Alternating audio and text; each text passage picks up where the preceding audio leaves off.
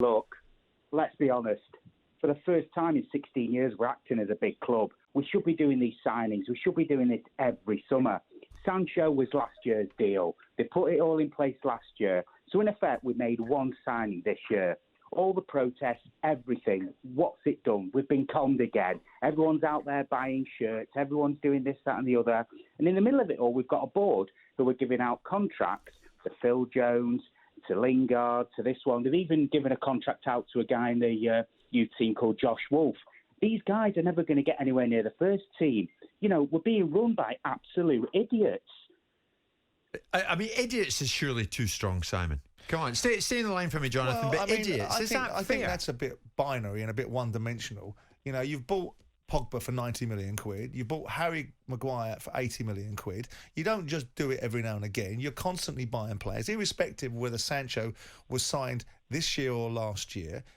They weren't able to do a deal for Sancho last year. They've done it this year. Who did they buy last year? Who did they spend money on last year? They bought Bruno Fernandes 18 months ago for 50 million quid. They bought Aaron Wan-Bissaka for 50 million quid. Yeah, and we keep on going on. And your personal opinion about player acquisitions, well, that's your opinion. It doesn't make them fools. It doesn't make your opinion more prevalent than theirs. It's just your opinion, isn't it? Well, not necessarily, because would you have given Phil Jones a 5-year contract 2 years ago when he was nowhere near the first? Yeah, but who's giving him that? The manager is giving him that. That's not Ed Wood. Ed Woodward isn't running down to the dressing room saying, "Let's sign Phil Jones." He'll be going to the manager saying, "Should we be giving Phil Jones a new contract?" And the manager will be making the recommendation.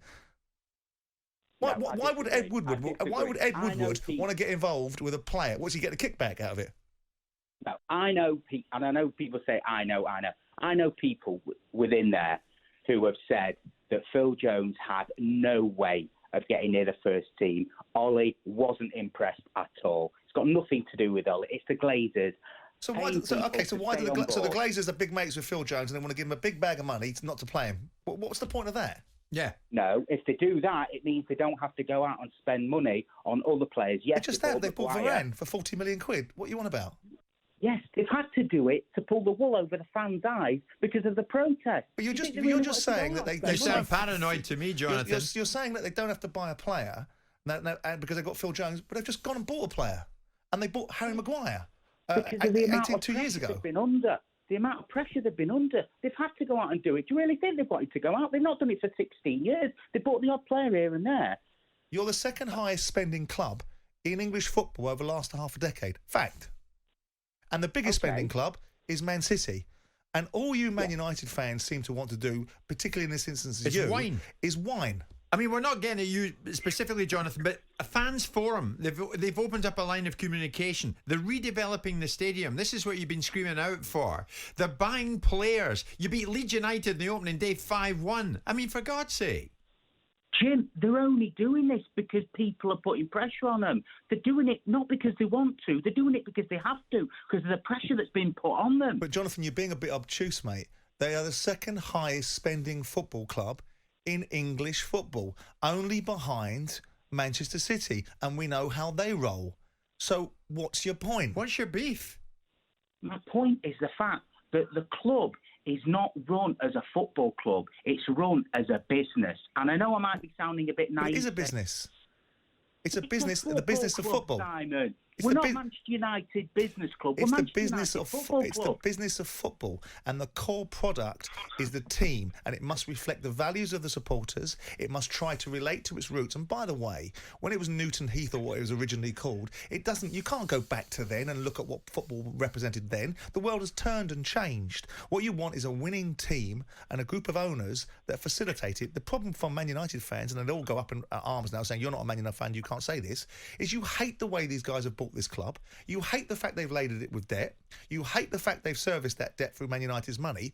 But it hasn't actually stopped you from doing very much because they've continued to be the second highest spending club in English football. I just feel as though all this stuff that's being done now is as a reaction to things that have happened. You know, I don't have any beef with the fact that they bought the club in debt. But if it is, Jonathan, you know, isn't that the point? So you wanted them to do something, they do it, and you're still moaning.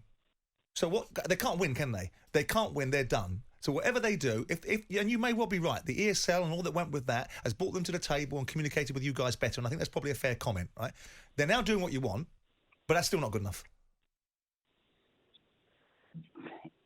Ish, put it like that. I know what you mean. I see where you're coming from, Simon, but I'm very much of the opinion that if nothing would have happened in the last couple of months, you know, with that protest against Liverpool that night, we wouldn't be sitting here with this player on board, with this thing happening, with that thing happening. It's just been this has led to that, and that's why we're. And you might be right, but don't old roads lead to Damascus? And how you get there is how you get there. Yeah. You've brought them to the table. You've concentrated their minds. They now realise that they can't do what they want to do, and they need to be a bit more respectful towards the Man United fans. Isn't that job done? You're beginning to sing from the same hymn sheet, Jonathan. That'd be my view on it. Jonathan, listen, thanks for taking time out to call us.